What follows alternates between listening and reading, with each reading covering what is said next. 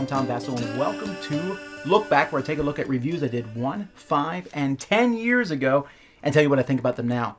We'll start with a year ago, one review only this time, and that's Get the MacGuffin.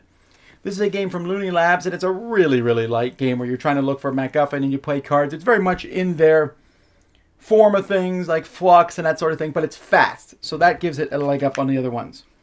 Then 5 years ago, so there's Rogue Agent. Now this game from Stronghold Games, it was a mess. It really was. It looked kind of cool, although the designer also does the art and the graphic design and all that. The graphic design was not good. But it was just a mess of a game trying to go around and collect stuff, and yeah, it's very forgettable. I also took a look at 20 Express, which is kind of a bingo-esque game, and if you're looking for that, pulling tiles from a bag and then putting them on a paper, kind of a roll and write game. Woof! Which is a pain because you're like, how many O's are in this game? This is a game that very hard to find. I don't think it ever even came to America. Basically a social deduction style game. It was okay. Then we have Origin. This is a really neat game. If you can find a copy of this, it's like an abstract looking game, but as the world, and you're like spreading, and this is where the origin of man came from as you spread across the globe. There's some really neat things about this game and very high production values. The Agents, this was a cool two-player game. This is one of the first Kickstarters I remembered. I think, if I remember correctly, this really blew up on Kickstarter.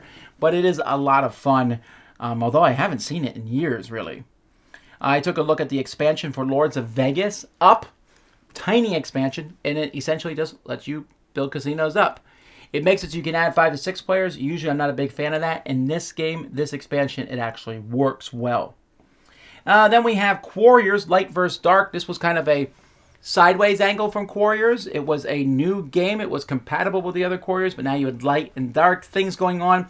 Added some neat mechanism, like, ooh, this is a neat turnaround for Quarriors. I want to see what the expansions for this will be. They never came out, but it's still a good core set for the game.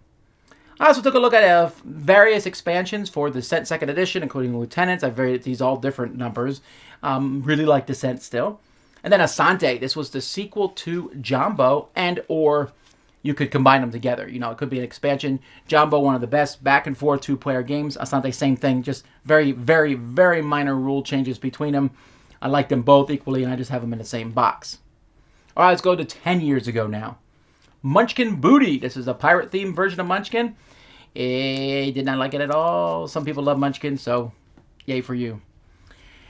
Then this one's a big deal here. We got some lowering of ratings. We'll start with the Settlers 5 to 6 player expansion. Now, I liked this when it first came out. I do not care for it now because I think Settlers is best with 4 players. I don't ever wish to play it with 5 or 6 again. Even more so, you'll notice here that the rating for Settlers has dropped. Now it's just called Catan. That's a pretty big drop here. That's a personal drop for me. I'm just a little tired of the randomness in the game. Sometimes games just don't work as well. I still think this is a great game for people to play, a great game for new players at a hobby, but on a personal level, I'm not enjoying it as much anymore. Cities of Knights of Catan has stayed the same. I haven't played it probably in a decade because this added a lot of complexity to Settlers, and I didn't feel like the payoff was worth it. Some people like it much, much more.